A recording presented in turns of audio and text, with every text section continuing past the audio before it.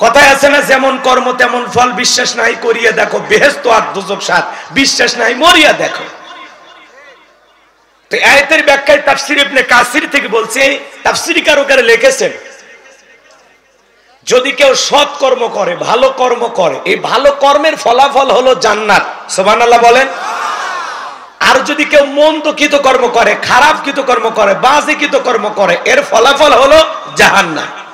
তাহলে এদিকে খেয়াল করেন, ভালো কর্মের ফলাফল জান্নাত আর মন্দ কর্মের ফলাফল জাহান্নাম। কি কথা বোঝা যায়?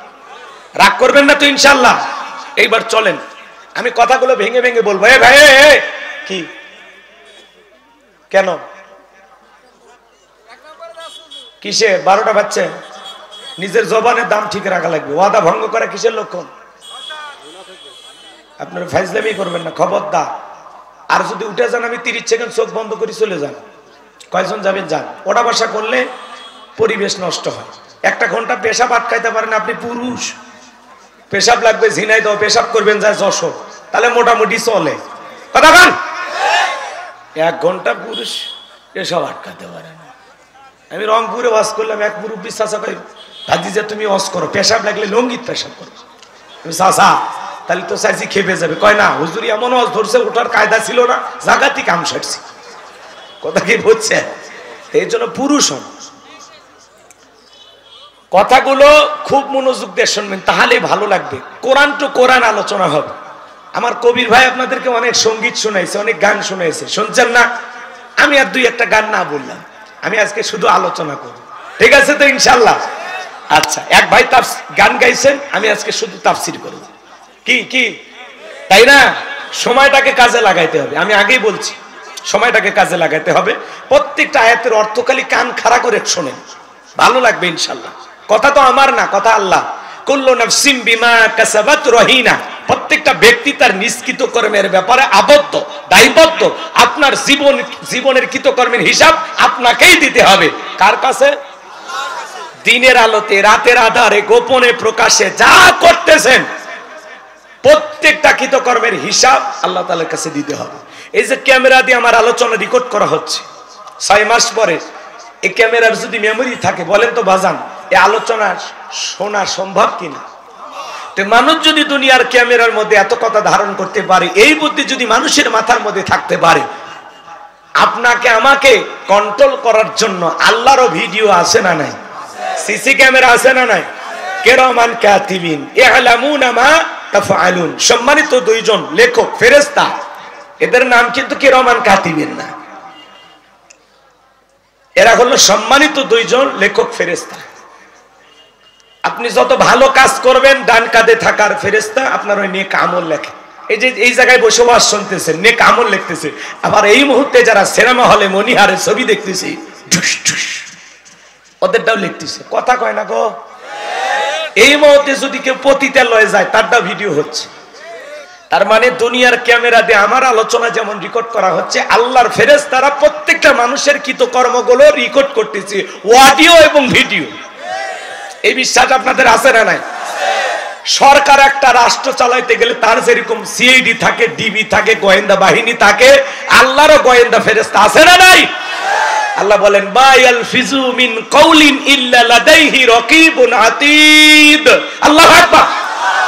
আল্লাহ বলেন বান্দা এমন কোন কথা বলে না, এমন কোন কর্মকাণ্ড করে না যা রেকর্ড করার জন্য আমার ফেরেশতারা নাই।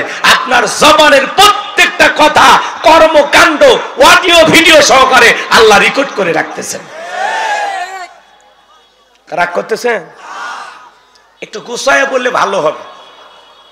ধরেন আপনাদের মসজিদের ইমাম সাহেব, ওনার কাছে একজন 50,000 টাকা দান করে বলতেছে, হুজুর এ টাকা আল্লাহর ঘরে দিলাম, আমার নাম বলার দরকার নেই। এই যে হুজুরের হাতে একজন দানকারী লেনদেন হচ্ছে, এই সময় ফেরেশতারা নাই?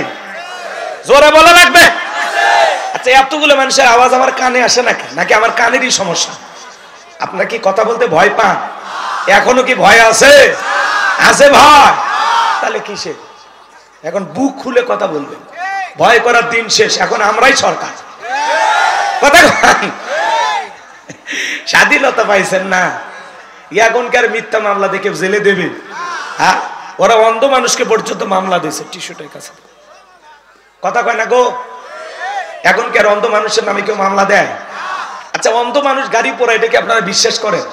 শয়তান বিশ্বাস করছে? ওর কাছে মিস কল দেন, ও বলবে না ভাই আমিও বিশ্বাস করি। কথা কোন ঠিক কিনা? সম্মানিত ভাইয়ের আমার, দিল দিয়ে কথাগুলো বুঝবেন। আপনার যাদের মসজিদের ইমাম সাহেব, তার কাছে 50,000 টাকা একজন দান করলো, বলেন তো বাজান ওই সময় ফেরেশতা ওই জায়গায় আছে না নাই? ওইটা ভিডিও হয়েছে কিনা, রেকর্ড হয়েছে কিনা? ইমাম সাহেব যদি এখন মনে করে যেই বেতন দেয় এতে তো আমার দিন যায় না, 50,000 টাকা ইমাম সাহেব যদি নিজের ব্যক্তিগত মনে করে খরচ করে, আল্লাহর ফেরেশতারা বলবে ইমাম মানুষ অনেক কষ্ট করে, 50,000 টাকা খাইছে, ওইটা লেখার দরকার নাই। কি বলেন? ইমাম সাহেবের বেলা হুজুরের ছাড় দেবে? হুজুরকে ফেরেশতা ছাড় দেবে? ইমাম সাহেব যদি এটা মসজিদের কাজে লাগায়, এটা উদাহরণ দিচ্ছি, কোন ইমাম এরকম খায় না, ইমামেরা ভালো মানুষ। আল্লাহু আকবার কোন। এটা উদাহরণ মানুষকে বোঝানোর জন্য। শোনেন, ইমাম সাহেব যদি এটা মসজিদের কাজে লাগায় সেটাও লিখবে, আবার ইমাম সাহেব যদি নিজের ব্যক্তিগত মনে খরচ করে সেটাও লিখবে। আরে ভাই 50,000 বাদ দেন, 5 টাকাও যদি মসজিদের মঠ থেকে দান বক্স থেকে নিয়ে যায়, হুজুর যদি একটা পানের খিলি কিনে খায়, ওই ব্যাপারেও আল্লাহর কাছে হিসাব দেওয়া লাগবে। কথা বলেন ঠিক কি না? এবার চলেন মাদ্রাসার হুজুরের কাছে যায়। মাদ্রাসার হুজুর, ওনার কাছে একজন একটা ছাগল দিল, হুজুর ছাগলটা সদকা দিলেন, এতিম বাচ্চাদেরকে জবাই করে খাওয়াই দিলেন। এখন হুজুর ছাগল জবাই করার পরে দেখলো 14 কেজি গোস্ত হয়েছে। চিন্তা করলো অনেকদিন ধরে বাড়িতে গোস্ত বাড়াই না, ওখান থেকে 5 কেজি যদি বাড়িতে পাঠাই, ফেরেশতারা লিখবে না? না, বলবে মাদ্রাসা অনেক কষ্ট করে, হুজুর এটি লেখার দরকার নেই, এটা রাইখে দিই। তার মানে হুজুরের এদিক খেয়াল করেন, হুজুর যদি ওই 14 কেজি গোস্ত মাদ্রাসার বাচ্চাদেরকে রান্না করে খাওয়ায় সেইটাও লিখবে, আবার হুজুর যদি ওখান থেকে 5 কেজি বাড়িতে পাঠায় সেই ব্যাপারে হুজুরকে আল্লাহর কাছে জবাব দিতে হবে। ফেরেশতারা একটু চুল পরিমাণ এদিক সেদিক করবে না। আরে ভাই 5 কেজি দূরের কথা, 50 গ্রাম গোস্ত যদি হুজুর এদিক সেদিক করে সেই ব্যাপারে আল্লাহর কাছে হুজুরকে জবাব দিতে হবে। আমার কথা কি বোঝেন? আমি একটু উদাহরণ দিয়ে কথা বলতে ভালোবাসি। এখন আপনারা বুঝতে আলহামদুলিল্লাহ, না বুঝতে আমার করার কিচ্ছু নেই, এটাই আমার ওয়াজের সিস্টেম। অনেকের মাথায় এবার এগুলো ধরে না। এবার চলেন শোনেন, ইমাম সাহেব যা করে ওই জায়গায় ভিডিও হয়, মাদ্রাসার হুজুর যা করে সেইখানে ভিডিও হয়। খালি নেতারা যখন চাল টাল বিতরণ করে ওই সময় কিন্তু ভিডিও হয় না, ফেরেশতারা ভয়ের সাইডে থাকে। হ্যাঁ, চালের কাঠে লেখা আছে 50 কেজি, এখন চেয়ারম্যান সাহেব দিল মাত্র 30 কেজি, বাকি 20 কেজি মাইরে দিছে। মাইরে দাও, বোঝেন তো? চাল পাইছে 700 বস্তা, 500 বস্তা আগেই বিক্রি করছে। কথা কয় না গো? আর 200 বস্তা নিয়ে এসে কোনো মতে দিয়ে খালি ভিডিও আর ওই পেপার একটু নিউজ, এটা করার জন্য 200 বস্তা দেয় বাধ্য হয়ে। কথা কয় না? এখন চাল পাওয়ার কথা 50 কেজি, সেই জায়গায় যদি 30 কেজি বিতরণ করে, যে কাঠ নিয়ে চাল নিল গরিব মানুষ, ও বলতেছে ভাই আমি তো 50 কেজি পাইতে 30 কেজি দিলেন, বাকি 20 কেজি কয় এগুলো কর্মী পালতে অনেক টাকা লাগে, ওদের মোটরসাইকেল তেল কিনে দেওয়া লাগে, বেশি বোঝো তুমি, বেশি কথা বলে বাকি 30 কেজি রেখে দেবে। কথা কোন ঠিক কিনা? এই যে চেয়ারম্যান সাহেব এই যে আচরণটা করলো, ফেরেশতারা নাই? ভিডিও হয়েছে না? রেকর্ড হয়েছে না? রেকর্ড হয়েছে। চেয়ারম্যান সাহেব যদি 50 কেজি জনগণের আমানত 50 কেজি বুঝায় দেয়, সেইটাও আল্লাহর ফেরেশতারা লিখে রাখবে, চেয়ারম্যানের কপাল খুলবে। আবার চেয়ারম্যান যদি দুর্নীতি করে 50 কেজির জায়গায় 30 কেজি দিয়ে 20 কেজি মাইরা দেয়, ওই জায়গায় চেয়ারম্যানের কপাল পুড়বে। ওই 20 কেজির ব্যাপারে আল্লাহর কাছে হিসাব দেওয়া লাগবে। কিয়ামতের ময়দানে অনেক নেতা চাল ডাল ডেউটিন সহ কিয়ামতের ময়দানে হাজির হবে। মানুষ দেখে বুঝবে এই সেই নেতা যে দুর্নীতি করছে, চুরি করছে। কথা বলে ঠিক কিনা? 11 লক্ষ কোটি টাকা দুর্নীতি করে বিদেশে পাচার করেছে, যা ইচ্ছা তাই করেছে, বেগম পাড়া বানাইছে, ব্যাংকে কারি কারি টাকা। কথা বলেন না কেন? আজকে কই গেছে ওদের? এজন্য জুলুম করতে নাই, জুলুমের শেষ পরিণতি পরাজয়, আর মাজলুমদের শেষ পরিণতি হলো বিজয়। কথা বলেন ঠিক কিনা? জনগণের আমানতের খিয়ানত করতে নাই। ক্ষমতা আল্লাহর দেয়া নিয়ামত, জনগণের দেয়া আমানত। নিয়ামত পেয়ে প্রশংসা আদায় করা লাগে, আমানতের দায়িত্ব সঠিকভাবে পালন করা লাগে। আমানতের খিয়ানত করলে আল্লাহর কাছে জবাব দিতে হবে কিনা বলেন? আমার ভাইয়েরা, তাহলে নেতা যা করে সেইটা ভিডিও হয়, খালি যুবকেরা যা করে আল্লাহর ফেরেশতারা ভিডিও করে না। একটা যুবক পার্কে বান্ধবীর হাত ধরে বসে আছে, ওই জায়গায় ফেরেশতা নাই? পার্কে কিন্তু ফেরেশতারা শর্মেই যায় না, যেখানে পোলাপান বাচ্চা মানুষ কি করে না করে দরকার নাই। আর 14 ফেব্রুয়ারির দিনে সব ফেরেশতা তো ছুটি যায় নাকি? কর ফেরেশতাদের ছুটি আছে, ঘুমায়, খায়। খাইতে গেলে তো আধা ঘন্টা অকাম বদকাম করতে নেই, আধা ঘন্টা লিখতে পারতো না। ওরা খায়ও না, ঘুমায়ও না, 24টা ঘন্টায় লিপিবদ্ধ করা হচ্ছে। কথা বলে ঠিক কিনা? এই যে মাহফিলে বসে যদি আপনারা ভালো চিন্তা করেন, ভালোটাও লেখা হবে, মন্দ চিন্তা করলে ওইটাও লেখা হবে। এই যে ওটা বসা কিসব করেন কি?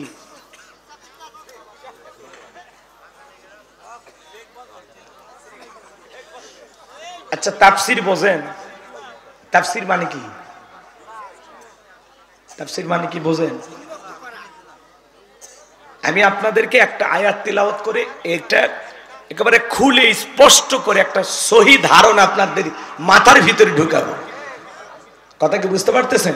শুধু আয়াত তিলাওয়াত করলাম আর বললাম তাহলে তো বুঝবেন না। ওই আয়াত প্রসঙ্গে যে কথাগুলো আপনাদেরকে যত সহজ ভাবে আপনাদের মাথার ভিতরে ঢুকানো যায় সেই চেষ্টাটা আমি করতেছি। তাফসীরে কোনো মাহফিল লিখবেন আবার ঘটনা কাহিনী শুনবেন তাহলে তো হবে না। ঘটনা যদি আসে আয়াত প্রসঙ্গে সেটা আমি বলবো। তো এই জায়গায় আল্লাহ তাআলা বলতেছেন কুল্লু নাফসিন বিমা কাসাবাত রহিনা, প্রত্যেকটা ব্যক্তি তার নিষ্কৃত কর্মের ব্যাপারে আবদ্ধ। এই আবদ্ধ আপনি আমি জীবনে যা যা কর্মকাণ্ড করতেছি, দিনের আলোতে রাতের আধারে গোপনে প্রকাশ্যে, তো এই জিনিসগুলো আমি ভেঙে বলতেছি। ইমামের কথা বলতেছি, মুতামিমের কথা বলতেছি, যুবকদের কথা বলতেছি, নেতাদের কথা বলতেছি। তার মানে এই দুনিয়ার জীবনে আমরা যে যা করতেছি প্রত্যেকটার অডিও ভিডিও আল্লাহর কাছে আছে, সব লিপিবদ্ধ করা হচ্ছে। কথা বলে ঠিক? এই কথাগুলো ভেঙে আপনাদেরকে বলতেছি। কোন যুবক যদি পার্কে বসে হাত ধরে থাকে বান্ধবীর, বলেন ফেরেশতারা লিখবে না? এ যুবক মনে করে না জঙ্গল প্রেম করার জন্য মঙ্গল, জঙ্গলে কেউ না দেখলে একজন দেখেন, তিনি কে? আরো জোরে বলেন কে? আমার ভাইয়েরা, তার মানে যুবকেরা যা করে লিপিবদ্ধ করা হয়। বাসর ঘরে যুবক দিন মোহর ফাঁকি দেয়। আপনাদের এলাকায় আছে কিনা জানি না। 1000 টাকার মোহরানা ধার্য করা হয়। 1000 টাকার মোহরানা। ছেলের নাম আবুল, দিয়েছে একটা নাকের ফুল, 1000 টাকা দাম, বলেছে কবুল। জীবন পুরোটাই ভুল, 99,000 টাকা বাকি, জনম দেবে ফাঁকি। বিয়ে করে বাসর ঘরে যুবক বসে আছে, সোফাই মেয়ে বসে আছে খাটে। আপনাদের এলাকায় শোনেন ভাই, আপনাদের এলাকায় বিয়ে শাদী হয়? যারা মোহরানা স্ত্রীকে দেওয়া নফল না ফরজ? ফরজ। প্রত্যেকটা পুরুষের দায়িত্ব তার স্ত্রীর মোহরানা পরিশোধ করা। মোহরানা পাওয়া নারীর অধিকার, আর এই অধিকার প্রতিষ্ঠিত করার দায়িত্ব পুরুষের। কথা বলে ঠিক কিনা? আর নাকের রুমাল যে আপনি বিয়ে করতে গেছেন, তার মানে ধান্দা মোহরানা ফাঁকি দিবেন। মোহরানা দেওয়া তো দূরের কথা, উল্টো শ্বশুর বাড়ি চাঁদাবাজি করে যৌতুক নেয় 1 লাখ, 1.5 লাখ, 2 লাখ টাকা। যারা যৌতুক নেয় এরা ছোট লোক। কতক্ষণ এরা কি ছোট লোক? কাঁচা পায়খানা খাওয়া যেমন হারাম, কন্যা পক্ষের কাছে জোর করে যৌতুক দাবি করা তেমনি হারাম। তো যৌতুক না খায় ওইটা খাবেন? তা তো খাবেন। আপনাদের এলাকায় আছে কিনা জানি না। এলাকার ছেলেরা অবশ্য যৌতুক নেয় না। এ যুবক, তোদের পায়ে হাত দিয়ে অনুরোধ করি, খবরদার। একটা মা বাবা 16 বছর 18 বছর একটা মেয়ে লালন পালন করে কলিজা ছিঁড়ে তোর হাতে ধরায় দিল, কেমনে পারিস সে শ্বশুর বাড়ির উপরে জুলুম করে যৌতুক নিতে? কথা বলে। এক ছেলে বউরে পিটাইতেছে, মানুষ কয় কেন পিটাও? কয় পিটাবো না, এই বেহা নারীর বাবা 1.5 লাখ টাকা যৌতুক দেওয়ার কথা, 1 লাখ টাকা দিয়েছে, আমি এখনো 50,000 টাকা পাই, শ্বশুর বাড়ির থেকে মানে হাল খাতা টাকা পাই। এরকম যুবক আছে না নাই? যারা যৌতুকের জন্য বউরে পিটায়, যৌতুকের জন্য শ্বশুর বাড়িতে জুলুম করে, এরা হলো ছোট লোক। এরা হলো কি বলে? ছোট লোক। আপনাদের এলাকায় যারা যৌতুক নিয়ে বিয়ে করেছেন, এখন সময় আছে রে যুবক, যৌতুকের টাকা শ্বশুর বাড়িতে ফেরত দিয়ে আসো। কি আছে?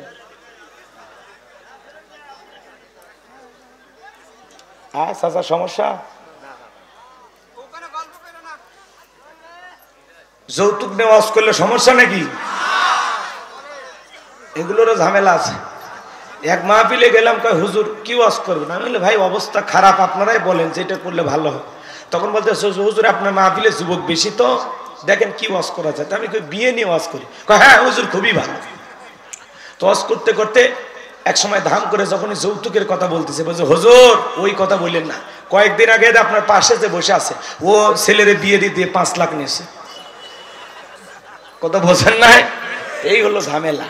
হক কথা বলতে গেলে ঝামেলা আসে। কথা কম ঠিক কিনা ভাই? যৌতুক নেওয়া জায়েজ নাই তো, আপনি কেন নেবেন? আর হারামে কোনো বরকত নাই। শ্বশুর বাড়ি থেকে 1-1.5 লাখ টাকা নিয়েছেন না, ওইটা বিয়ের অনুষ্ঠান পাড়ি দিতে দিতে কোন দিকে যে খরচ হয়ে যাবে আপনি ওই টাকা খুঁজেই পাবেন। এই ওই টাকা নিয়ে কি লাভ? শ্বশুরের মনে কষ্ট দেওয়া।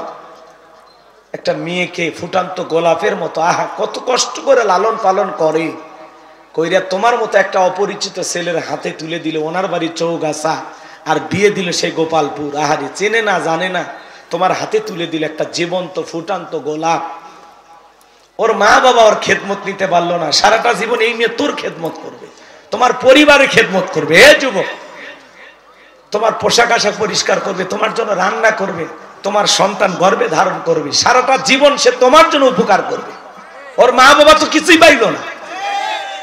পারলে তো শ্বশুরকে আর একটা মোটরসাইকেলে দেওয়া দরকার। আব্বা যে জিনিস আমারে দিয়েছেন। কথা কয় না, কথা কয় না। রাগ করেছেন মনে হয় আপনারা। আল্লাহ আমাদের সবাইকে সঠিক বুঝ দান করুন, জোরে বলুন আমিন। লম্বা আমি করবো না ভাইয়েরা আমার। বাসর ঘরে বৈশা আছে, স্ত্রী ডেকে বলে স্বামী কাছে আসো না। কেন? বলে না কাছে যাওয়া যাবে না। কেন? কয় হুজুর বলেছে মহরানা পরিশোধ না করে স্ত্রীকে স্পর্শ করা যাবে না। মেয়েটা টেনশনে পড়ে গেল। স্বামী তোমার কাছে কি টাকা নাই? বলে না টাকা নাই। টাকা থাকলে কি আমি এর জায়গায় বসে থাকি?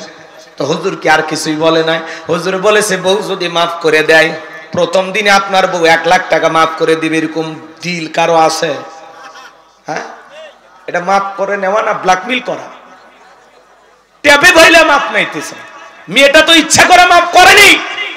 মেয়ে চিন্তা করলো বাপ মা গরু ছাগল জবাই করে 300 মানুষকে খাওয়াইয়া শ্বশুর বাড়িতে পাঠাইতে, স্বামী যদি কাছে না আছে ও 7-8 টাকা দিয়ে কি করবে? তখন বাধ্য হয়ে মাফ করে দেয়। এই সময় ফেরেশতারা ভিডিও করছে কিনা, রেকর্ড হয়েছে কিনা?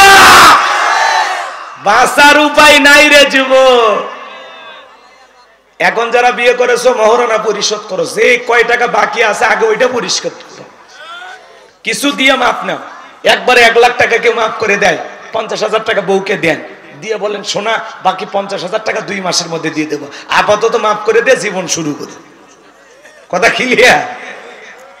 আর যারা মহরানা না দিয়ে স্ত্রীকে সারাটা জীবন এইভাবে ঘর সংসার করে যাবেন, কঠিন কিয়ামতের ময়দানে জিনাকারী নারী পুরুষের কাতারে আল্লাহ তাআলা আপনাকে দাঁড় করাবে। এখনো সময় আছে, সাধ্য অনুযায়ী সামর্থ্য অনুযায়ী যতটুকু পারেন বইয়ের মহরানা পরিশোধ করে দেবেন ইনশাআল্লাহ। আল্লাহ বোঝার তৌফিক দান করুক, জোরে বলুন আমিন। আল্লাহ রাব্বুল আলামিন বলেন কুল্লু নাফসিন বিমা কাসাবাত রাহিনা। প্রত্যেকটা ব্যক্তি তার নিষ্কৃত কর্মের ব্যাপারে আবদ্ধ থাকবে। আপনার জীবনের কৃত কর্মের হিসাব আপনাকে দেয়া লাগবে। খাদ্যে ভেজাল দিলে হিসাব দেওয়া লাগবে, দুধে পানি মিশাইলে হিসাব দেওয়া লাগবে, জমির আল ঠেললে হিসাব দেওয়া লাগবে। এক ছেলেকে কম দিবেন আর এক ছেলেকে বেশি দিবেন, ছেলেরে বেশি দিবেন মেয়েরে কম দিবেন, আল্লাহর কাছে হিসাব দেওয়া লাগবে। কথা কর। আরো কত সমস্যা সমাজে আছে বাজার, কয়টা কথা বলবো, বলতে গেলে তো সারা রাত চলে যাবে, অত কথা বলার সময় নাই।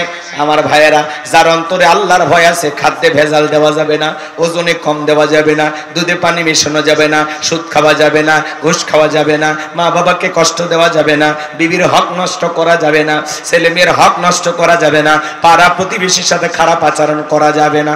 কথা কোন ঠিক কে না? দিল দিয়া কথাগুলো অনুধাবন করবেন। 3 বার হজ করছে, ট্রিপল হাজি।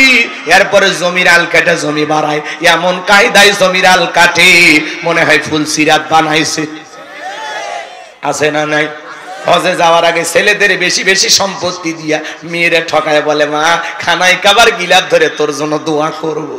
ওরে হাজি বাটা এখনই হয়েছিস আস্তো পাজি, আগে মেয়ের হক বুঝে দে, তারপরে হজ করতে যা।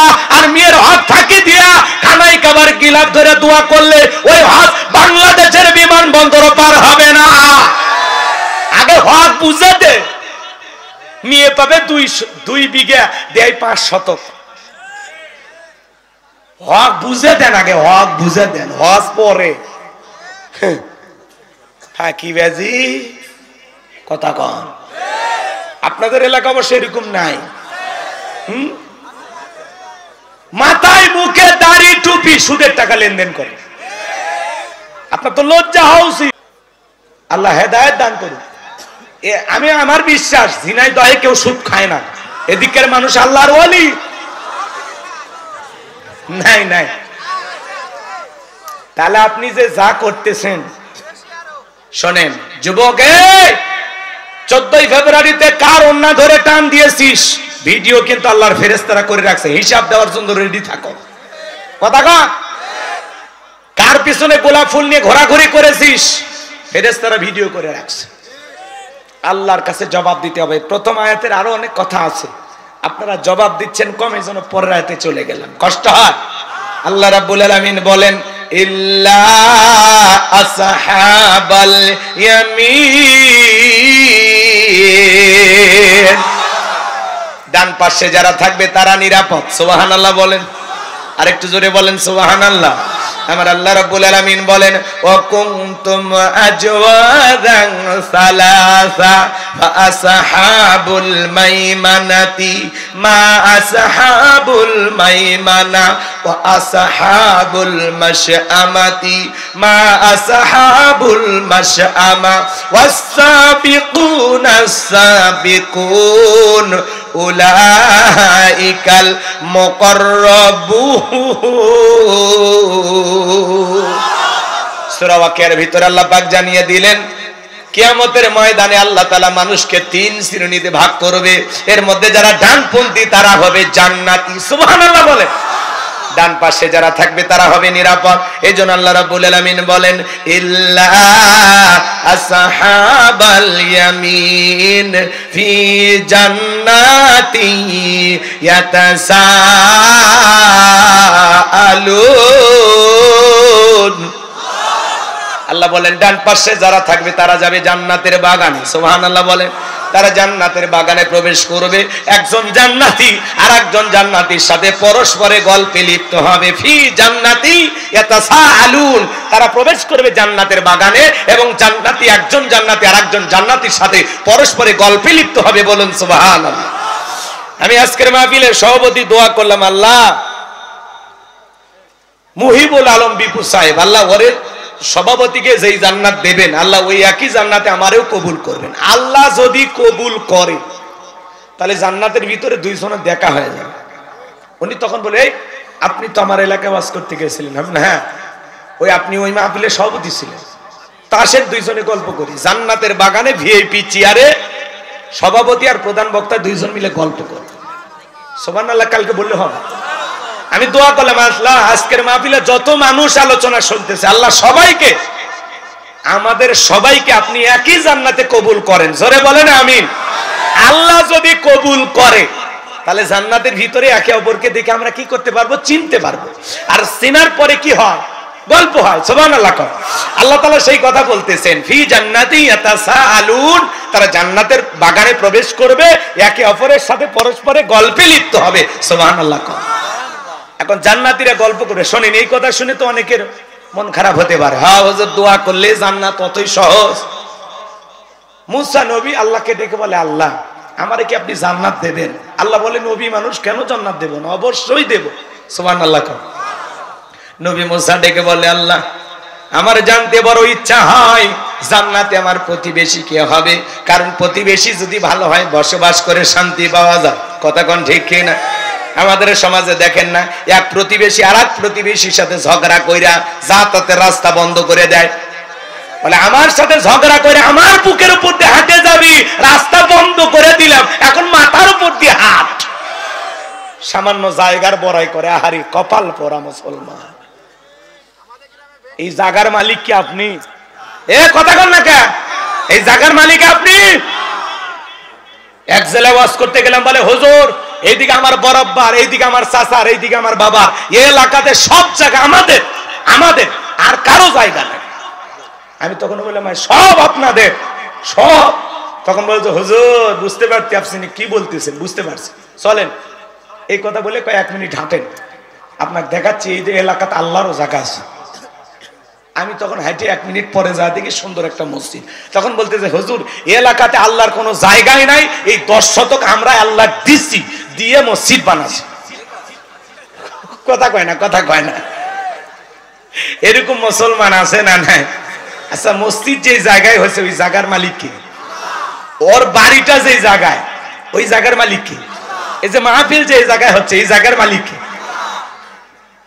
তাহলে আপনি যে একটা মানুষের যাতায়াতের রাস্তা বন্ধ করে দিলেন, মুসলমান আরো রাস্তায় যদি কোনো কাটা পাথর ইট পড়ে থাকে ওইটা টান দিলে সব পাওয়া যায়, আর আমি যদি আর এক মুসলমানের যাতায়াতের রাস্তা বন্ধ করে দিই সব হবে না গুনাহ হবে?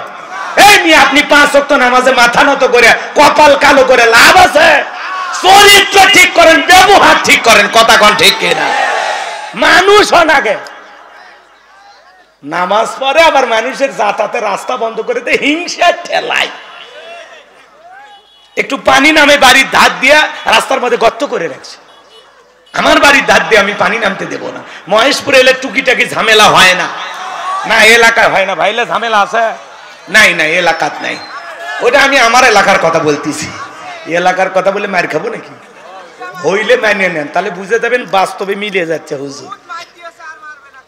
আর কেউ মারবে না ব্যাটটা আসল। আমার ভাইয়েরা দিল দিয়া কথাগুলো বোঝার চেষ্টা করবেন। আমি গুনাহগার সে কথা বলে যাই, আল্লাহ নবী মুসা আলাইহিস সালাম ডেকে বলেন, আল্লাহ জান্নাতে আমার প্রতিবেশী কে হবে আমি জানতে চাই। প্রতিবেশী ভালো হলে বসবাস করে শান্তি পাওয়া যায়, কথা বলেন ঠিক কি না? আর প্রতিবেশী খারাপ হলে বসবাস করে শান্তি পাওয়া যায় না। নবী মুসা ডেকে বলে, আল্লাহ জানতে চাই আমার প্রতিবেশী কে হবে জান্নাতে, আর প্রতিবেশী নিয়ে তো মারামারি হবে না, হবে কি? কোনো ঝামেলা হবে না। নবী মুসা জানতে চায়, আল্লাহ ডেকে বলে, পয়গম্বর তোমার সাথে জান্নাতে থাকবে যে, তোমার সঙ্গী হবে যে দুনিয়াতে বর্তমানে একজন কসাই সে। নবী মুসা ডেকে বলে, আল্লাহ দুনিয়ার এত মানুষ থাকতে কসাই কেন আমার সাথে জান্নাতে যাবে? জানতে বড় আগ্রহ হয় আমার। আল্লাহ ডেকে বলে, নবী মুসা সবই যদি আমি বলে দেই তাহলে তোমার দায়িত্বটা কি? কেন জান্নাত দিলাম? জানতে হলে কসাইয়ের কাছে তোমাকে যেতে হবে। আল্লাহু আকবার বলে। ঘটনা বলা মূল উদ্দেশ্য না বাজান, সামনের দিকে যাই গেলে আপনারা বুঝতে পারবেন কেনই বা বললাম। নবী মুসা এবার ওই বাজারে চলে গেল, কসাই সুন্দর করে গোশত বিক্রি করে বাড়ির পথে রওনা করেছেন।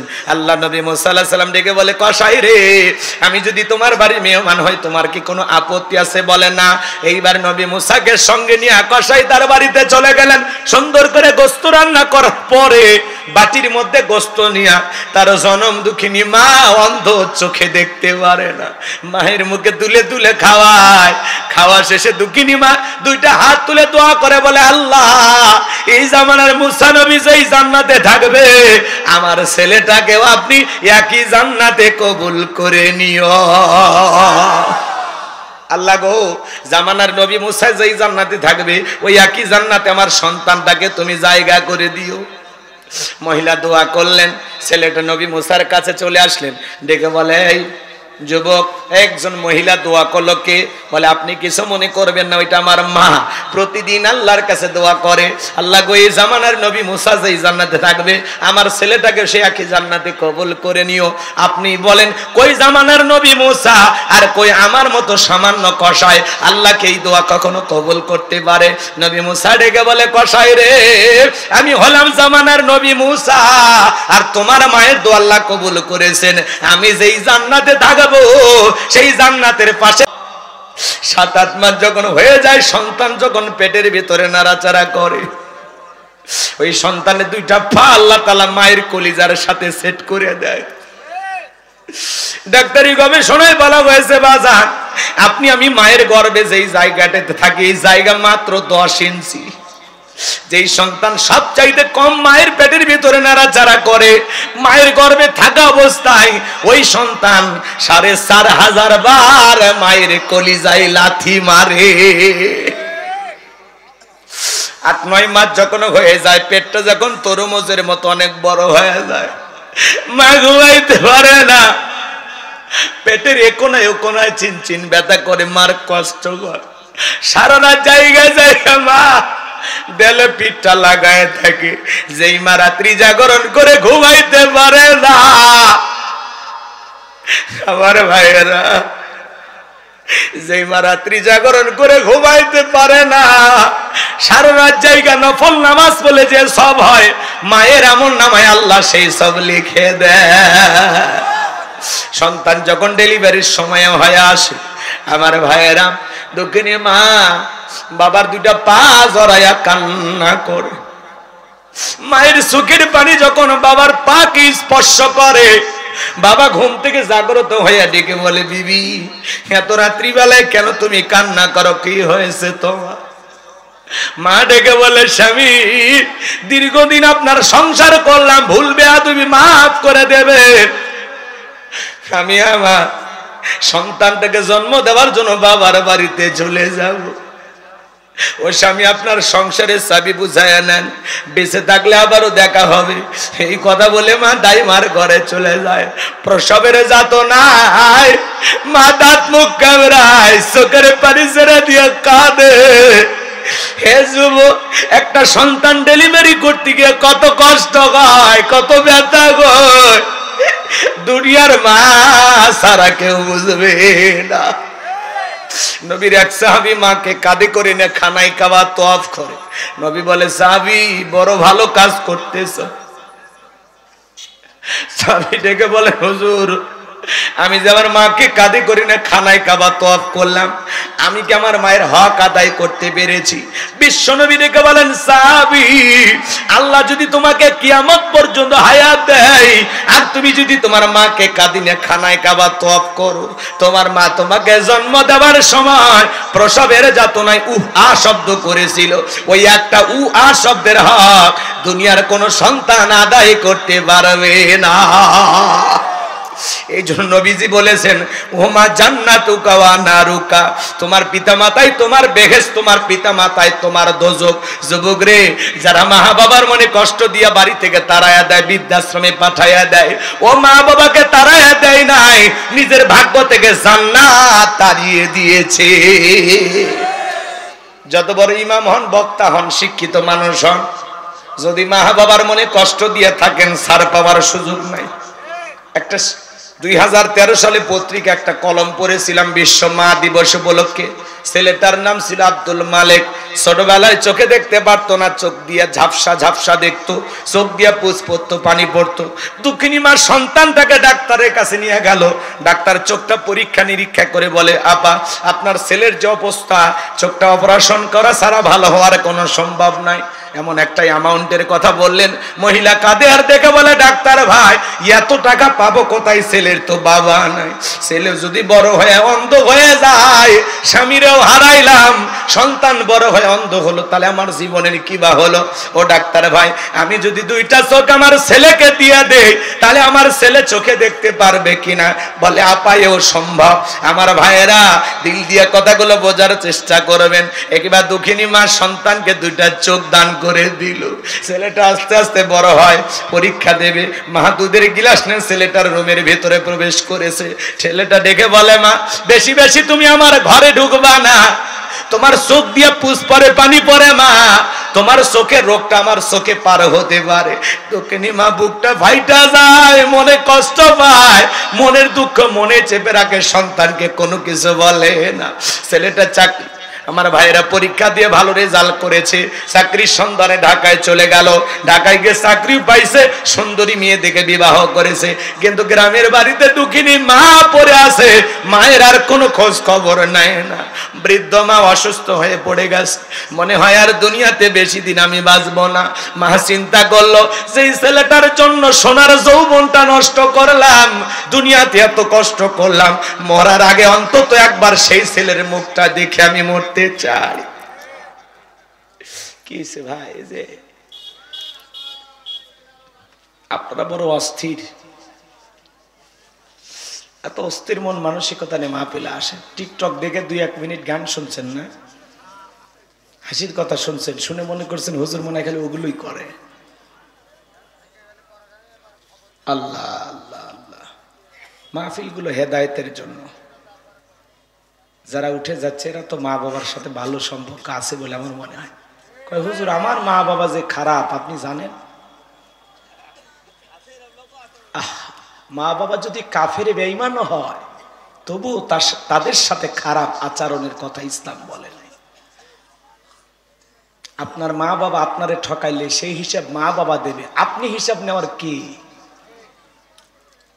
আপনাকে আল্লাহ যে দায়িত্ব দিয়েছে, রব যে দায়িত্ব দিয়েছে সেটা পালন করেন। আল্লাহ কি বলেন? অকুল্লাহুমা কওলান কারীমা, সম্মান সূচক আচরণ করো, নম্র ভদ্র হয়ে মা বাবার সাথে কথা বলো। মা বাবার দিকে গালি দেওয়া যাবে না, চোখ রাঙানো যাবে না, বাজে কথা বলা যাবে না। কারণ বাবা হলো বটবৃক্ষ আর মা হলো সেই বটবৃক্ষের মূল শিকড়, যেখান থেকে আমাদের জন্ম হয়েছে। এই দুইটা মানুষ পৃথিবীর নিঃস্বার্থ ভালোবাসে, এদের ভালোবাসায় কোনো স্বার্থ থাকে না। এই গ্রামে যদি আমি এখন ওয়াজ বন্ধ করে যাই, প্রত্যেকটা পরিবারে খবর নেই, দেখবেন অধিকাংশ মা বাবা সন্তানদের বিরুদ্ধে পাহাড় পরিমাণ অভিযোগ দেবে। কথা বলেন না কেন? তাহলে এই কথাগুলো তো হেদায়েতের নিয়তে শুনতে হবে। আমি তো আমার জন্য কথা বলতেছি না, কথা বলতেছি আপনাদের জন্য। আমার মা বাবার সাথে আমার আচরণ অনেক ভালো, তারাই উল্টো আমারে ঝাড়ি দেয়। আমি আজ পর্যন্ত তাদের ঝাড়ি দিতে পারি না, কারণ ইসলাম আমাকে সেই অনুমতি দেয়নি।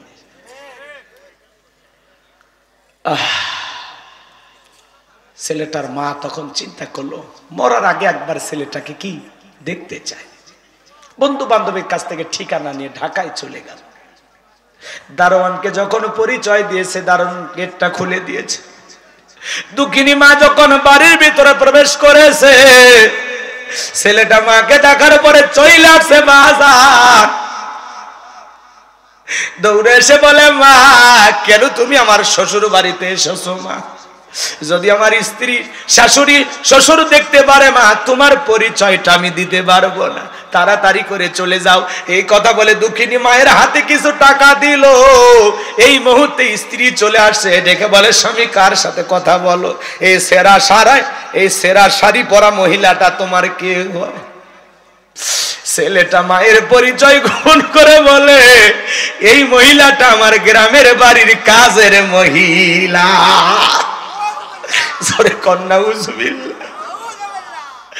স্ত্রী চলে গেল।